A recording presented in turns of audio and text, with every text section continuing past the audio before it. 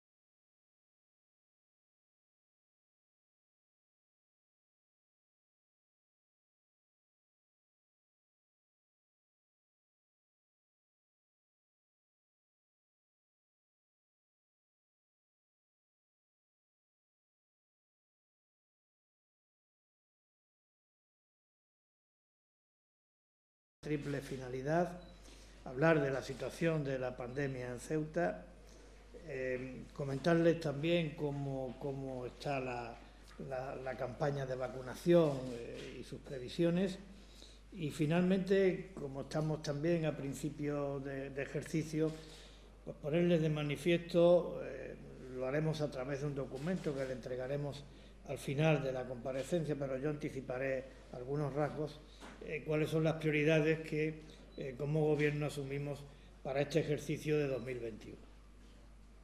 Empezando por el tema al que me he referido en primer lugar, es decir, la situación de la pandemia en Ceuta. Ya lo conocerán, la fotografía que reflejan los datos que ayer facilitó el Ministerio de Sanidad ponen de manifiesto que la incidencia de la enfermedad en Ceuta, medida a 14 días, es de 392 casos positivos por cada 100.000 habitantes.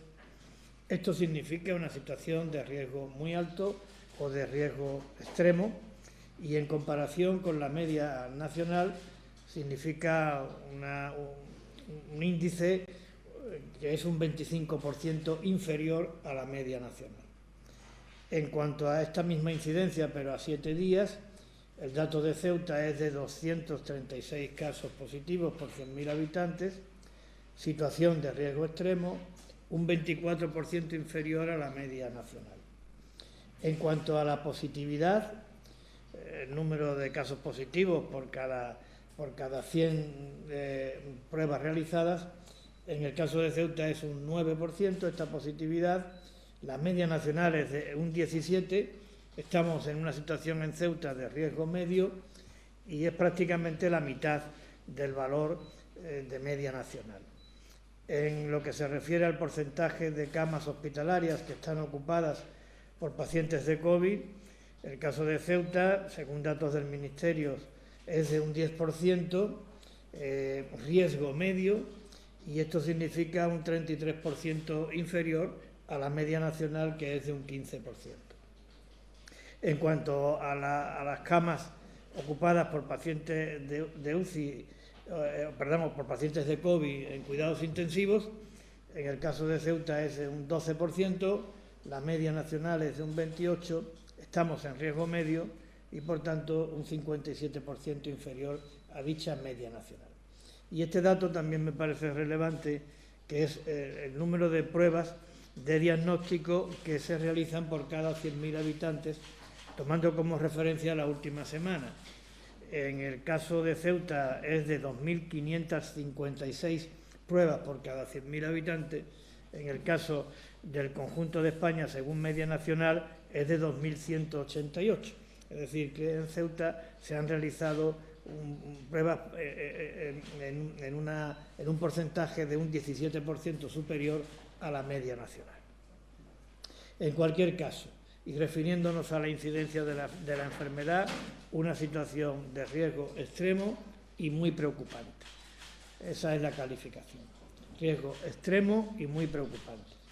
Una preocupación que se ve acentuada por dos circunstancias. Una específica y singular, que es la velocidad que está teniendo en nuestra ciudad últimamente la propagación del virus. Decía antes que, según el dato que dio ayer el Ministerio, tenemos una incidencia de 392 casos positivos por cada 100.000 habitantes. Pero es que tenemos que tener en cuenta que el día 28 de diciembre, es decir, hace apenas 15 días, esa incidencia era de 105 casos por cada 100.000 habitantes. ¿Qué quiero decir con esto? Que en 15 días la incidencia se ha multiplicado por 3,7. Por tanto, es un motivo de extraordinaria preocupación. Y también lo es, en segundo lugar, lo que siempre hemos dicho, cuáles son las consecuencias de que aumente la incidencia acumulada. Cuando la incidencia acumulada se incrementa, cuando la incidencia de la enfermedad aumenta, seguidamente aumentan también los ingresos en el hospital y, desgraciadamente, aumentan los fallecimientos. Sin duda alguna, la cara más dura, más dramática, más irreparable de este azote que estamos sufriendo desde hace un año. Conclusión: vivimos una situación de extremo riesgo, una situación preocupante, que nada más que puede tener una respuesta, y la respuesta tiene que ser empeñar todas nuestras fuerzas, empeñar todas nuestras energías en tratar de contener primero la propagación del virus y doblegar después la curva de contagio. Ese es el objetivo, como digo, un objetivo absolutamente consecuente con la situación que estamos viviendo, un objetivo que, para poderse cumplir, necesita de una estrategia. ¿Y cuál es esa estrategia? ¿Cuál es la estrategia que defendemos? El Gobierno defiende, con el debido asesoramiento que estamos recibiendo y, como digo, en una acción conjunta desde el primer día con la otra administración, con el INGESA, con la Administración General del Estado, que la estrategia a seguir en estos momentos tiene que ser la misma que se aplicó en el mes de noviembre, cuando estábamos sufriendo el punto álgido de la segunda oleada, aproximadamente sobre el 11 de noviembre, que teníamos 1.071 casos por cada 100.000 habitantes. Esa tiene que ser la estrategia. ¿Y en qué consiste esa estrategia? Lo saben ustedes bien, yo se lo voy a repetir y resumir en 3 puntos que me parecen esenciales de la misma. Uno, el relativo a apurar todas las posibilidades que nos ofrezcan nuestras capacidades normativas para el establecimiento de medidas de prevención adecuadas, sean medidas de restricciones y limitaciones que contempla el Real Decreto por el que se declara el estado de alarma, o sean las medidas de índole de prevención sanitaria también, que se contemplan en la normativa sanitaria y que ejecuta la Consejería de Sanidad a través de los distintos decretos. Ese es el primer punto importante. El segundo, pues aumentar todos los esfuerzos que estén a nuestro alcance en el ámbito tanto de la detección y diagnóstico de la enfermedad, como en el ámbito de la vigilancia y el seguimiento de las personas que han sido víctimas del contagio de la enfermedad. Y, en tercer lugar, insistir en una necesidad de concienciación ciudadana activa, beligerante contra el virus. Por tanto, esos son los 3 pilares. Aprovechar los recursos normativos, intensificar los esfuerzos en diagnóstico y en seguimiento, y al mismo tiempo concienciar a los ciudadanos. Al servicio de esta estrategia, el día 10 de enero se promulgó un nuevo decreto de la Presidencia que significa, como digo, volver a la situación anterior a la que teníamos durante el periodo navideño, que significa básicamente apurar hasta el límite de las posibilidades que nos ofrece el decreto de alarma. En consecuencia, en ese decreto de la Presidencia del 10 de enero se recoge la restricción a la entrada y salida en el término municipal de Ceuta, salvo para los casos de fuerza mayor, que por razones de índoles educativas, sanitarias o profesionales contempla el decreto de alarma. En segundo lugar, se establece que el toque de queda nocturno empezará a las 10 de la noche, y en tercer lugar se establece como límite o como limitación para las reuniones que puedan celebrarse entre personas el límite de un máximo de 4 personas para reuniones en espacios cerrados o en espacios abiertos. Este es el núcleo central de ese decreto, que, como digo, es volver a la situación más restrictiva que tuvimos a primeros del mes de noviembre y que trajo como consecuencia los resultados a los que antes he hecho referencia. En este decreto y en la filosofía del mismo y en las medidas que se han considerado eficaces para responder a esta propagación, al incremento, a la velocidad de la propagación del virus, la movilidad tiene una incidencia muy notable. Y hay que decir que en Navidades ha habido una alta movilidad, midiendo esta movilidad en función de los desplazamientos que se han producido con la península. Nosotros hemos hecho unos cálculos para saber en cuánto puede cifrarse ese incremento de la movilidad producido desde el día 14 de diciembre al día 10 de enero. Comparando la movilidad que ha habido, el número de desplazamientos en ese periodo al que me estoy refiriendo y la que había en las semanas anteriores a ese periodo, cuando ya estaba en vigor el decreto de alarma y las restricciones sin excepciones por el periodo navideño. Y el resultado es que ha habido, sumando entradas y salidas, un incremento en el número de desplazamientos de 24.000. Eso, en términos porcentuales, significa un incremento de la movilidad por desplazamientos a la península o de la península a Ceuta de un 85%. Claro está, a partir del 10 de enero eso ya no se va a producir, y esperemos que esa circunstancia ayude a ese objetivo de contención de la propagación del virus a la velocidad que ahora lo está haciendo. También creemos que va a ayudar el anticipo del toque de queda a las 10 de la noche y también el establecimiento de 4 como el número máximo de personas que pueden reunirse salvo convivientes. Más las medidas que tiene previsto promulgar la Consejería de Sanidad, que vienen a reforzar estas que yo estoy comentando del decreto de alarma. Por otra parte, la capacidad de diagnóstico. Y esto me parece también importante destacarlo. Y aquí estamos haciendo un notable esfuerzo las dos administraciones. La Administración General del Estado, a través del INGESA, está realizando más pruebas de diagnóstico, y la ciudad, a través del punto COVID, que está realizando más pruebas de diagnóstico. Además, de una manera selectiva, y que yo me permito calificar de afortunada, porque se le están haciendo las pruebas a personas que han venido de la península y que, por tanto, tienen un factor de riesgo por razón de esa circunstancia, o a los contactos de las personas que han dado positivo. Esto antes no se hacía, y esto permite el que se conozca con anticipación la posibilidad del caso positivo por razón de estos contactos, o que no es lo mismo hacer un aislamiento sabiendo que eres positivo o hacer un aislamiento no sabiendo. Yo creo que eso tiene una incidencia muy importante en el comportamiento respecto del aislamiento y de preservar la seguridad tanto de uno como de evitar el contagio de los demás, que me parece que es muy positivo.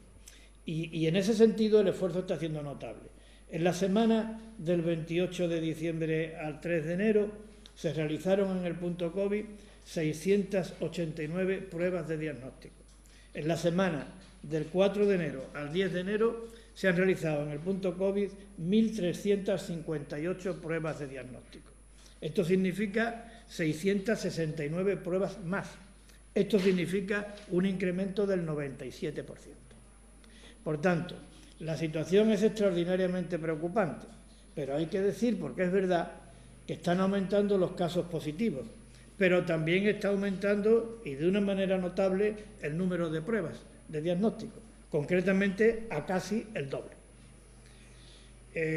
También quiero destacar el trabajo que se hace desde la unidad de vigilancia, seguimiento y rastreo de la enfermedad. El dispositivo es de 82 profesionales. Son 20 sanitarios y 62 militares. Hago un paréntesis para destacar el extraordinario trabajo que están realizando todos y para también subrayar y agradecer la colaboración de la Comandancia General en la puesta en marcha y desarrollo de este dispositivo al que me estoy refiriendo. Y estas personas están haciéndole a día de hoy un seguimiento a 864 personas que están en situación de aislamiento domiciliario. Por tanto, este es el segundo aspecto: reforzar las capacidades de diagnóstico y reforzar las capacidades de seguimiento. Y luego hay un tercer eje dentro de la estrategia muy importante, que es el de la concienciación al conjunto de la ciudadanía. Y en ese sentido voy a ser breve pero contundente, con dos reflexiones. Debemos de saber que cuando nos estamos protegiendo y estamos protegiendo a los demás, cumpliendo con la normativa, lo que estamos haciendo es salvar vidas. Esto no es una cuestión de estadística, esto no es una cuestión de números. Hoy, desgraciadamente, como he dicho antes, ya tenemos una nueva víctima mortal en Ceuta y van 63. Por tanto, si la secuencia es más contagios, más ingresos hospitalarios, más fallecimientos, que sepamos que cuando nos protegemos y protegemos, estamos salvando vidas. Y la segunda consideración que quiero hacer es que si uno se protege adecuadamente, si uno cumple con la normativa que está establecida, es muy difícil contagiarse y es muy difícil contagiar. Por tanto, lo que quiero decir es que depende de nosotros. Depende de nosotros llevar a cabo situaciones que signifiquen un riesgo para el contagio. Es posible. Y, por tanto, creo que esto tenemos la obligación ética de llevarlo a cabo. El segundo ámbito que les quería comentar, el segundo asunto que quería comentar con ustedes, hace referencia a la vacunación.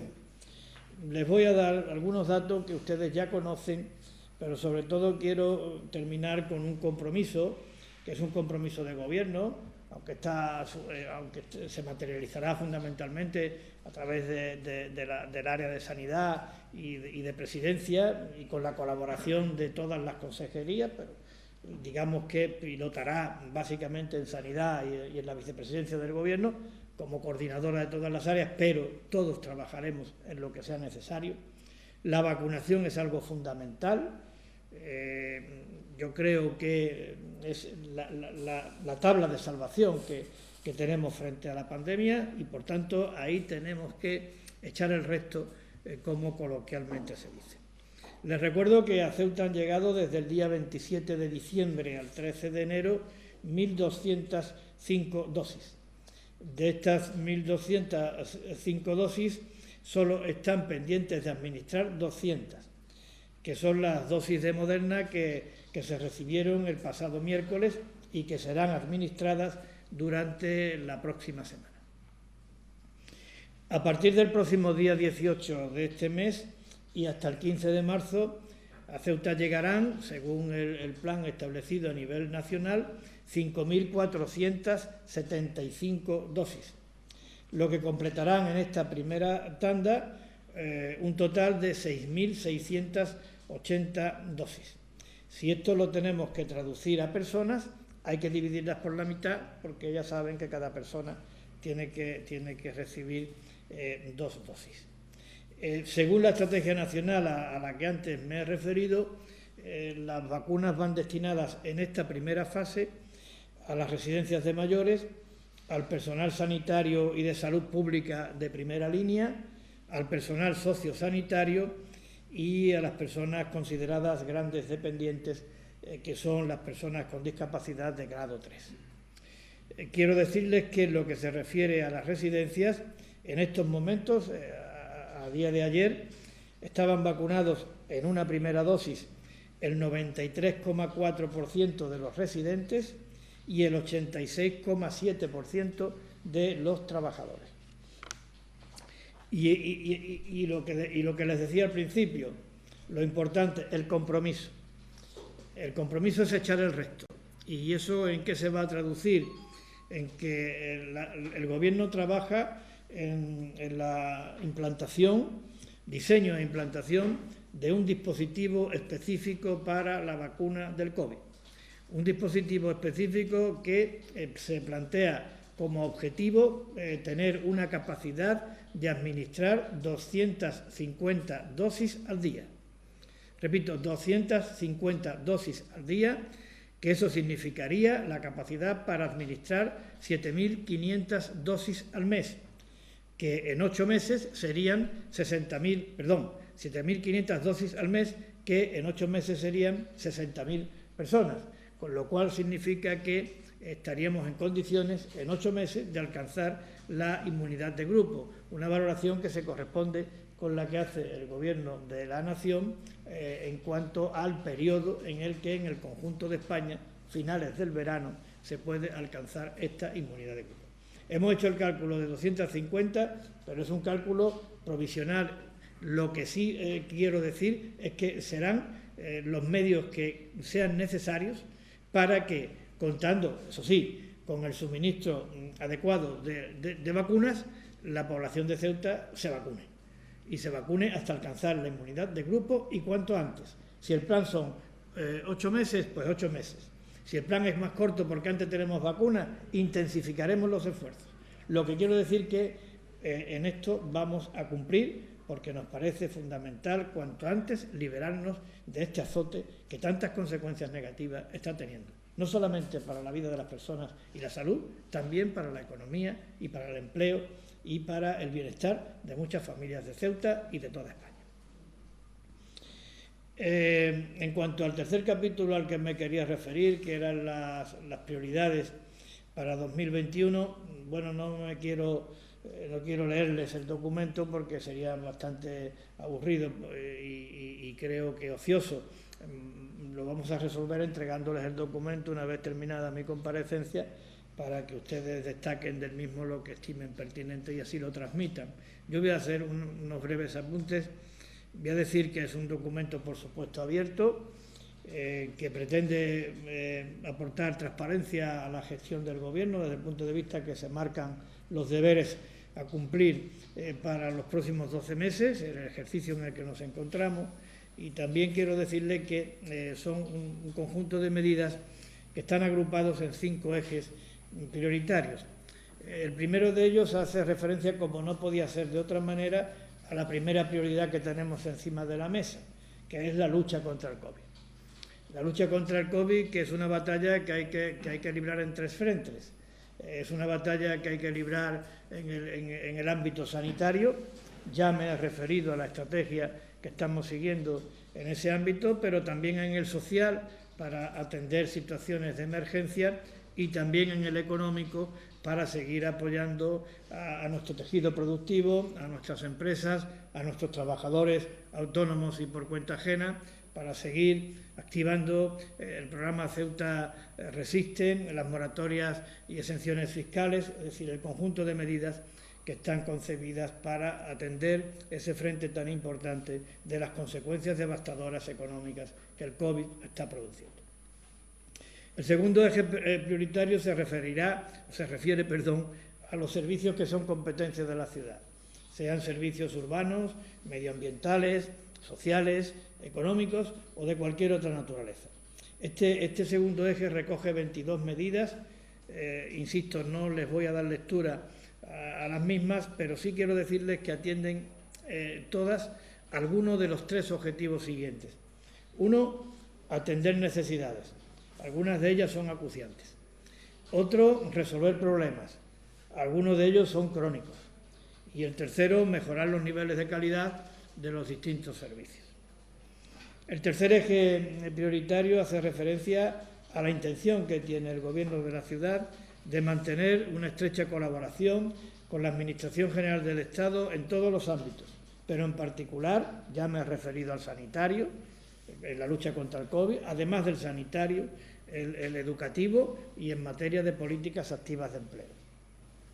El cuarto eje está dedicado a cuestiones y asuntos que debemos de plantear en este año y que son asuntos determinantes, decisivos para el presente y el porvenir de nuestra ciudad.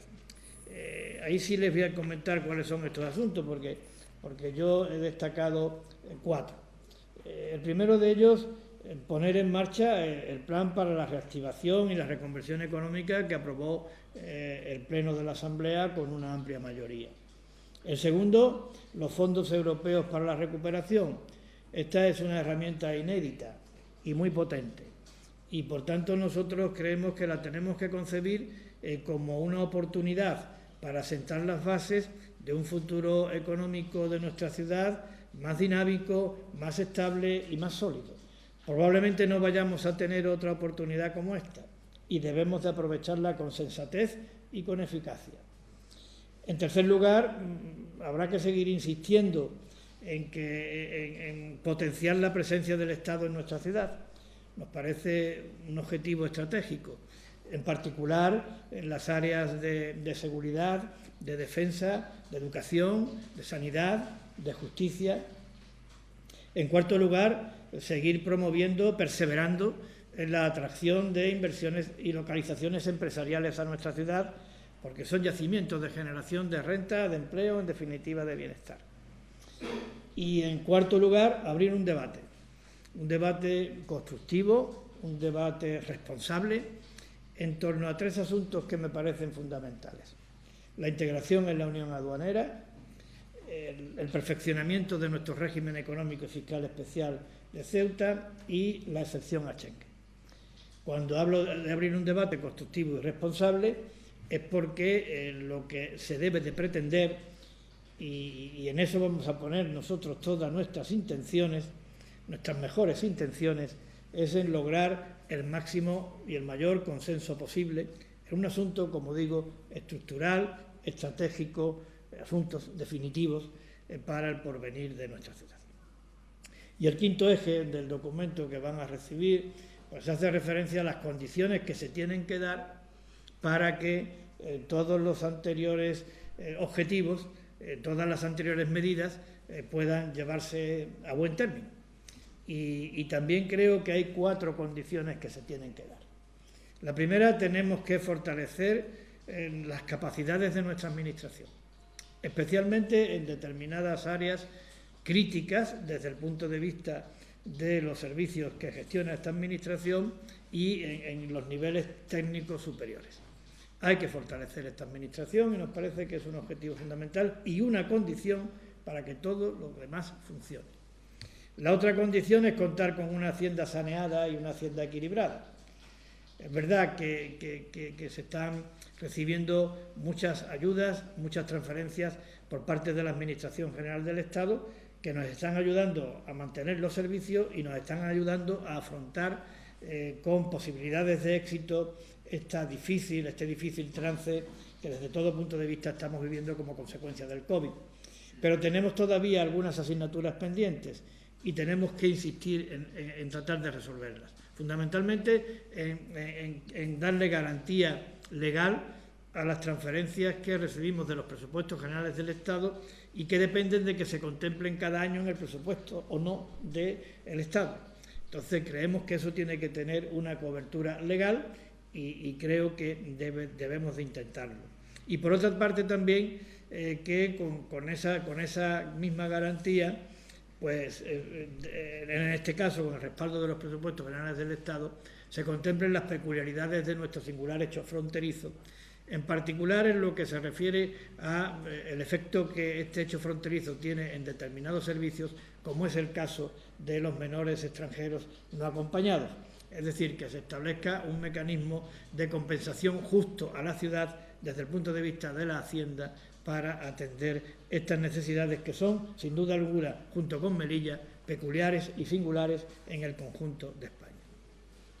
Esto tiene mucho que ver con la tercera condición, que es el reconocimiento por parte del Gobierno de la Nación, de las Cortes Generales e incluso de la Unión Europea, en algunos casos, de las peculiaridades que en Ceuta concurren, de los condicionamientos que aquí se dan y, por tanto, que se actúe en consecuencia en ejercicio de las herramientas que estos poderes públicos a los que me he referido tienen en su mano. Y, por último, porque esto es fundamental, es favorecer un clima de acuerdo y de diálogo en el seno de la Asamblea. Un clima de entendimiento fundamentalmente en lo que se refiere a los grandes asuntos. Se podrá discutir de muchas cosas y disentir de muchas cosas, pero en los grandes asuntos creo que la ciudadanía y Ceuta exige del acuerdo, exige del diálogo, exige del consenso. Y ello en base a la defensa de tres pilares fundamentales, con los que creo deberíamos estar todos de acuerdo. El primero, la defensa de nuestra inquebrantable e irrenunciable españolidad. El segundo, la igualdad de los ceutíes con el resto de los españoles. Y el tercero, la puesta en valor de nuestra diversidad cultural como un patrimonio común y rasgos de personalidad que nos enriquece y distingue como pueblo. Y esto es lo que yo quería trasladarle a ustedes. El siguiente asunto, junto con esta que justifica la comparecencia, es atender sus preguntas y a ello me dispongo. Gracias.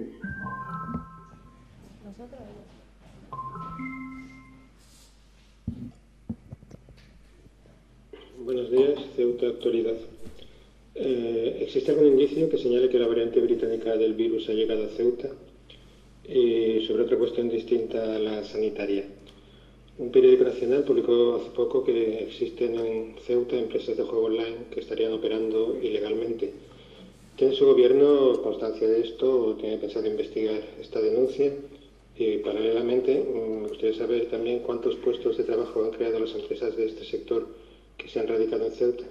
Venga, gracias. Muchas gracias por su pregunta. En cuanto a la cepa británica, no existe ninguna evidencia científica que nos permita afirmar o negar si la cepa británica está en Ceuta o no.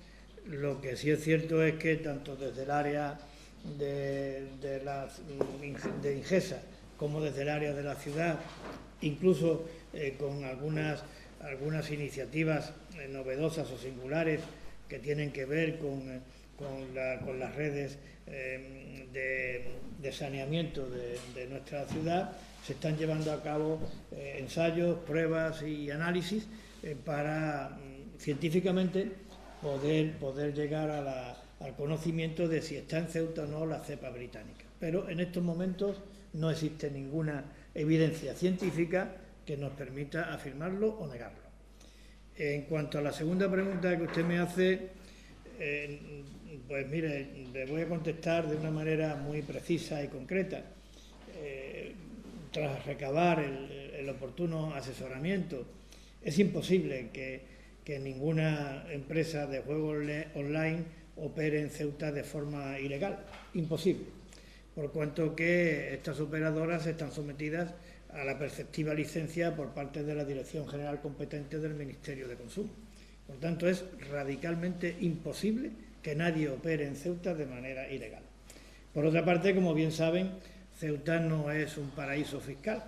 Es decir, Ceuta tiene una serie de bonificaciones fiscales y exenciones fiscales que son consecuencia de los condicionamientos que aquí concurren para el desarrollo de la actividad económica, que están soportadas por parte del fuero de Ceuta en forma de régimen económico y fiscal especial, como puede tener, y pongo como comparación, el régimen económico y fiscal de las Islas Canarias y otros muchos regímenes económicos fiscales especiales que hay en la Unión Europea, pero Ceuta no es un paraíso fiscal porque en Ceuta no hay ninguna opacidad en cuanto a las transacciones de capital.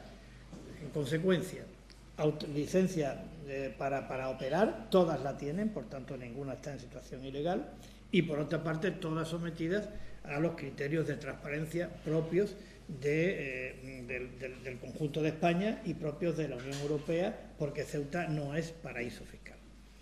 ¿Qué incidencia está teniendo? Pues en estos momentos hay en Ceuta radicadas 26 empresas con sede en Ceuta y dan empleo a 230 personas. Y vamos a seguir apostando por este sector, porque creemos que es un yacimiento que puede generar renta, que puede generar actividad y que puede generar empleo en nuestra ciudad. Pregunta del Foro de Ceuta. Nos gustaría saber cómo han sido los días de aislamiento para el presidente y si tiene algún mensaje para las personas que estén ahora mismo en esa situación. Muchas gracias por su pregunta. Pues con paciencia, como hay que tomarse un aislamiento de esta naturaleza. Yo he estado pendiente del trabajo también, es decir, que a través de los medios con los que ahora contamos se puede estar en situación de aislamiento y en determinadas profesiones o dedicaciones como es la mía también se puede estar trabajando, y el mensaje que yo le quiero transmitir a todas las personas que se encuentran en esta situación, pues que se lo tomen con paciencia y que sepan que están protegiéndose ellos, pero están protegiendo a todos, que es una actitud de responsabilidad cívica, de responsabilidad ciudadana, cumplirla. Y que también permite, y esto ya lo digo por experiencia personal, permiten determinadas reflexiones, ¿no? En mi caso, si hubiera que transmitir alguna, pues que la convivencia, yo vivo con mi mujer porque mis hijos están fuera, pues la convivencia con mi mujer es muy agradable, es muy satisfactoria y me llena, por tanto que la convivencia es positiva. Y también quiero transmitir que uno se da cuenta de lo vulnerables que somos y que esto signifique también una lección de humildad para el conjunto de todos los ciudadanos. Buenas tardes, presidente. Me gustaría saber si Ceuta se va a unir a esa petición que están haciendo algunas comunidades para pedirle al Gobierno de la Nación que se lleve a cabo un confinamiento domiciliario, o si se va a sugerir a la población, se va a seguir insistiendo en que se salga lo menos posible a la calle sin hacer una petición formal al Gobierno de Madrid. Sí, yo en cuanto a la segunda cuestión, que es la que usted se refiere, muchas gracias por su pregunta. Evidentemente, vuelvo a reiterarlo, es decir, aquí se trata de que cada uno cumpla con lo que establece la normativa sanitaria de protección, porque es la medida más eficaz para combatir la propagación del virus. Y todos somos conscientes de que la movilidad y los contactos sociales perjudican a este objetivo común de contener la propagación del virus. Y nada más que tenemos que confirmarlo y acreditarlo con la experiencia vivida durante las últimas semanas a las que antes me he referido. Por tanto, actitud responsable y, en la medida de lo posible, evitar los contactos y las reuniones.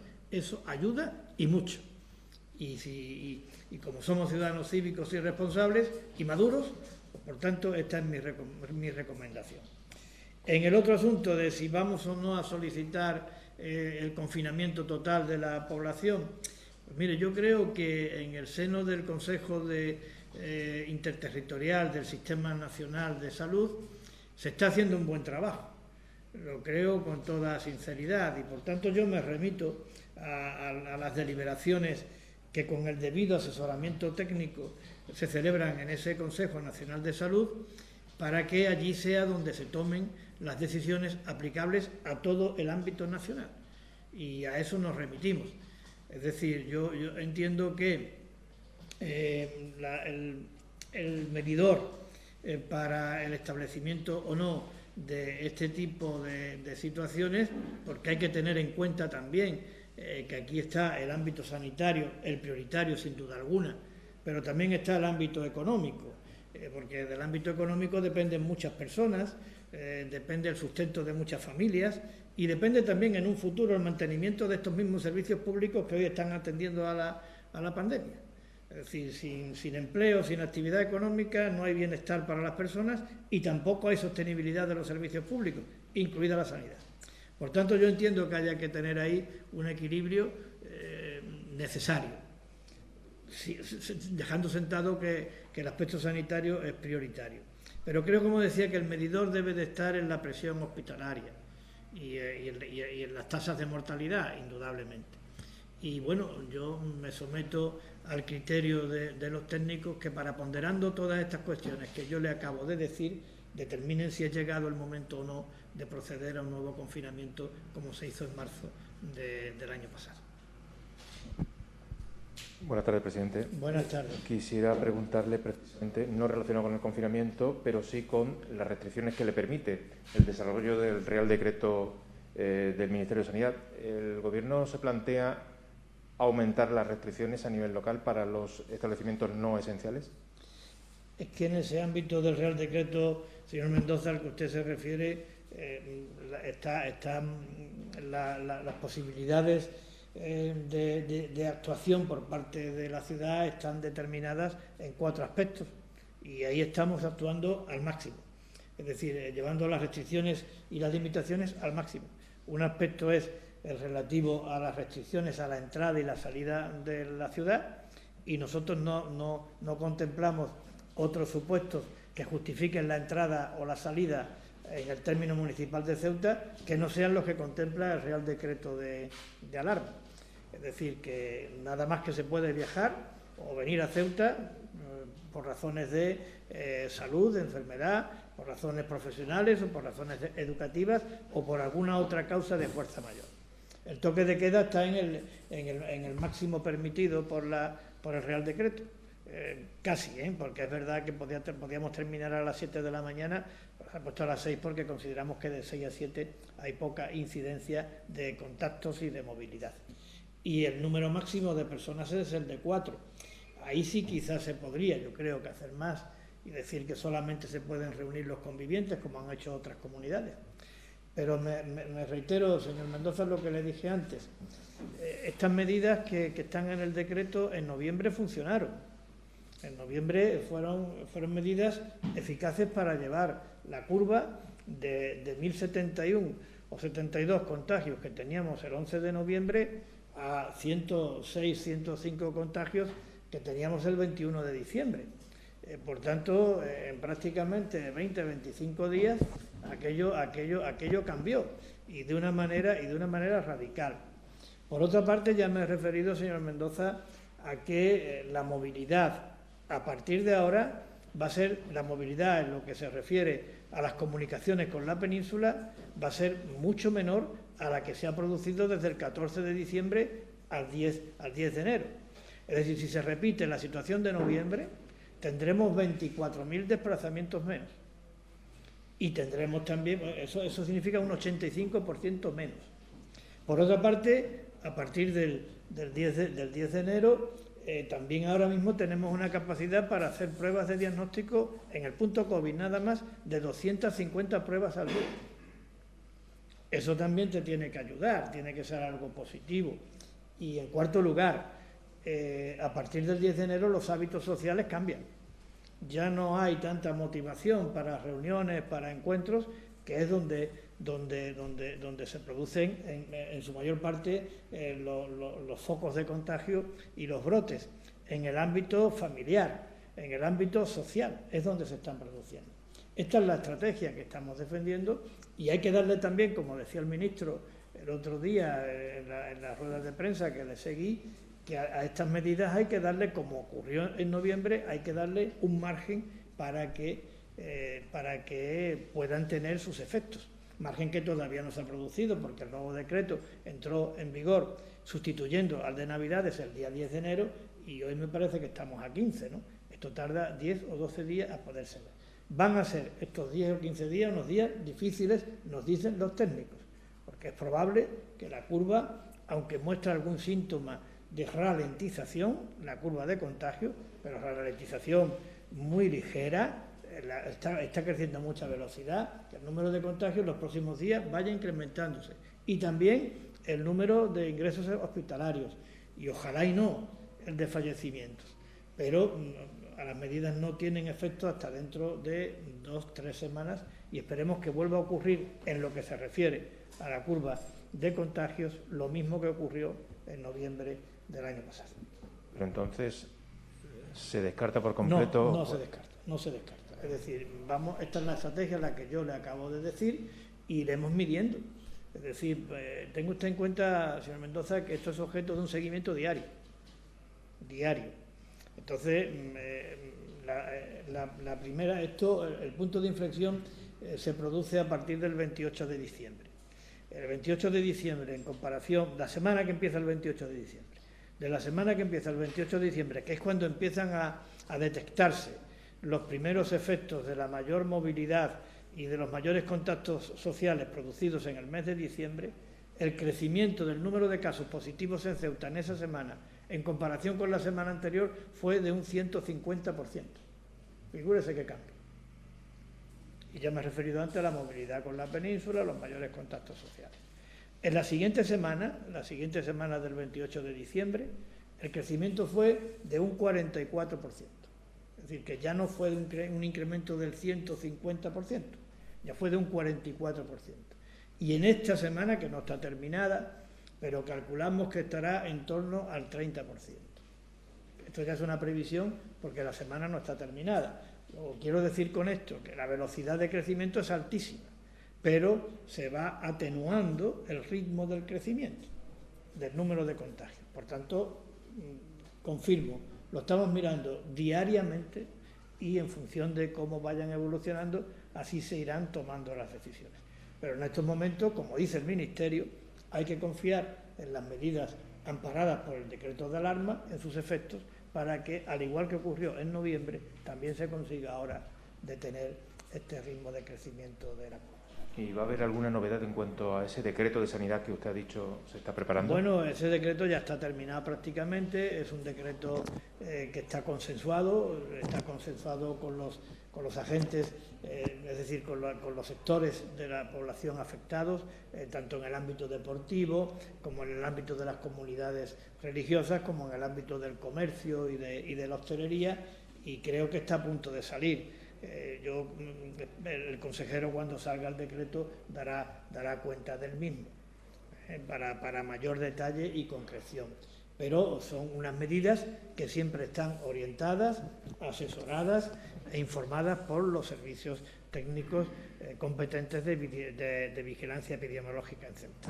Yo quisiera hacerle una última pregunta sobre otra cuestión. Usted ha planteado que sería necesario abrir un debate, entre otras cosas, sobre la integración de la Unión Aduanera o sobre la excepción de Schengen.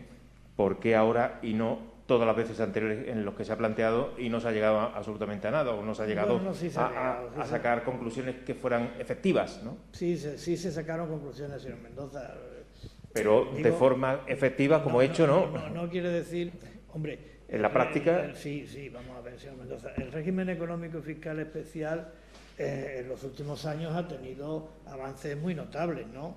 Es decir, que, ahí están las bonificaciones en la seguridad social, que no estaban, ahí está el mejor tratamiento en el impuesto sobre sociedades, que no estaba, ahí está la bonificación del 60% en el IRPF, que no estaba, ahí están las ayudas al transporte en un 75%, que no estaba, y ahí están las recientes reformas del IVA para facilitar el desarrollo de las actividades de servicio en nuestra ciudad, que no estaba. Por tanto, creo que se han hecho avances muy importantes, históricos, diría yo, en el ámbito del régimen económico y fiscal especial. Schengen y la integración en la Unión Aduanera, como usted sabe, señor Mendoza, pues no es un asunto que dependa del Gobierno de la ciudad, ni siquiera del Gobierno de la Nación. Este es un asunto que hay que tratar en las instancias europeas. Se han abordado y habitualmente siempre nos hemos puesto en manos del Gobierno de la Nación, como creo que debe ser. Del Gobierno de la Nación, de cualquier color que tenga el Gobierno de la Nación. Y ha sido el Gobierno de la Nación el que ha recomendado si era el momento o no de plantearlo. Creo que ahora estamos viviendo un escenario distinto, tanto en la Unión Europea, en el conjunto de España y en Ceuta. Es decir, estamos viviendo un escenario en donde hay como elemento de análisis y de debate un cambio de modelo económico para toda España y un cambio de modelo económico de una manera muy acentuada para Ceuta. Bueno, ante esa nueva coyuntura de cambios de modelo económico, de necesidad de una reconversión de la estructura económica de Ceuta, esos pilares que determinan la estructura económica de Ceuta, como es el asunto de la integración en la unión aduanera o el régimen económico y fiscal especial, pues deben de ser abordados. Y en Europa, en el conjunto de Europa, bueno, la influencia del Brexit también obliga a tomar determinadas, del Brexit del Reino Unido, también obliga a tomar determinadas determinaciones al respecto. En consecuencia, creo que estamos también ante una nueva oportunidad. Oportunidad, como decía antes, en los fondos europeos para la reconstrucción y oportunidad en el Foro Económico y Fiscal Especial de Ceuta. Ahora bien, oportunidad no significa temeridad. Es decir, que oportunidad significa consenso, acuerdo, responsabilidad y actitud constructiva. Y cuando hablo de consenso político, de consenso económico y de consenso institucional. Y cuando hablo de consenso institucional me estoy refiriendo al Gobierno de la ciudad, a la Asamblea de la ciudad, al Gobierno de la Nación, a las Cortes Generales y, por supuesto, y lo subrayo, a la ciudad de Melilla, porque difícilmente podemos avanzar en estos temas si no es de común acuerdo y de la mano de la ciudad de Melilla. Presidente, desde algún sector sanitario se ha llegado a decir que se ha corrido mucho riesgo por salvar la Navidad, referido lógicamente a la cuestión económica. ¿Qué piensa usted sobre esta crítica diciendo que se ha corrido un riesgo excesivo porque la Navidad se salve? Bueno, esta crítica es una reflexión más que una crítica, ¿no? Y creo además que no es exclusiva de Ceuta. Yo antes he referido la comparecencia que tuvo antes de ayer, me parece que fue, el ministro de Sanidad después de celebrarse el Consejo Interterritorial, y creo que ahí esa misma cuestión que usted plantea también se suscitó. Bueno, mire, yo creo que las decisiones se tomaron en base a las situaciones que había anteriormente a que se estableciera ese periodo, llamémosle específico para la Navidad, en base a los datos que se tenían entonces. Y es verdad, yo se lo he referido antes, en Ceuta pues estábamos en un nivel de riesgo medio y bajo y con tendencia abajo. Y en el conjunto de España tampoco es la situación que se está viviendo ahora. Y después aquí no hemos tenido ningún invento original o específico para Ceuta. Nosotros lo que hemos hecho ha sido aplicar en Ceuta lo que se acordó en el Consejo Interterritorial del Sistema Nacional de Salud. Y eso se acordó con el Gobierno de la Nación y todas las comunidades y ciudades autónomas. Y creo además que, si no fue por unanimidad, fue casi por unanimidad, con alguna abstención, me parece. No quiero tampoco confundirme porque no lo recuerdo muy bien. Pero vamos, con una amplia mayoría, seguro. En base a los datos que entonces había y en base a también procurar no causar un perjuicio adicional al ámbito económico del que ya de por sí tiene, con una caída del Producto Interior Bruto del 11,5%, que significa un empobrecimiento general para toda España del 11,5%.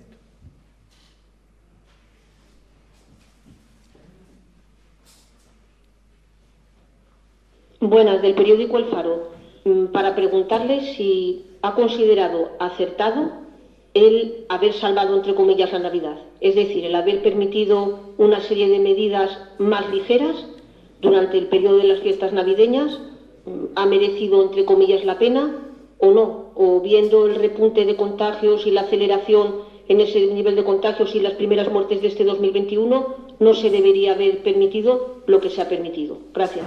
Muchas gracias por su pregunta. Bien, pues vuelvo a decir lo mismo que he dicho antes. Las decisiones se tomaron en el ámbito del Consejo Interterritorial del Sistema Nacional de Salud. Nosotros lo que hicimos en Ceuta fue trasladar esas decisiones, y esas decisiones se tomaron en base a los datos que se disponían en ese momento. Y los datos que se disponían en ese momento indicaban un nivel de riesgo en cuanto a incidencia de la enfermedad de nuestra ciudad, un nivel de riesgo medio con tendencia a la baja, y en cuanto a la presión hospitalaria, el nivel de riesgo era bajo y en algún caso de normalidad. Recuerdo que en esas fechas pues, prácticamente había muy pocas personas hospitalizadas, 3 o 4, y llegamos a tener 0 personas en la UCI. En ese contexto fue en el que se tomó, sabiendo evidentemente que la situación no estaba salvada, pero en ese contexto es en el que se tomó la medida. Si a mí me pregunta usted, teníamos no sé cuántas, desde entonces no sé cuántos fallecimientos se han producido en nuestra ciudad.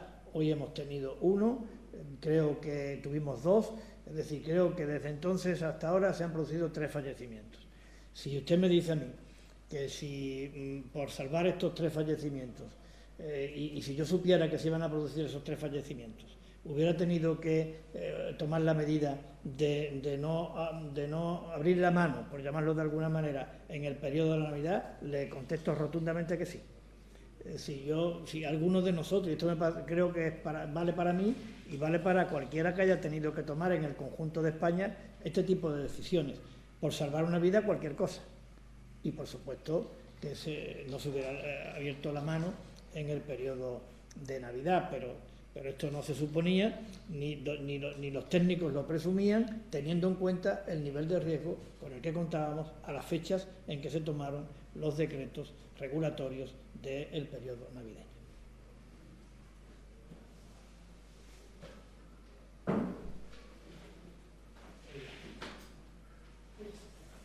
Bueno, muchas gracias.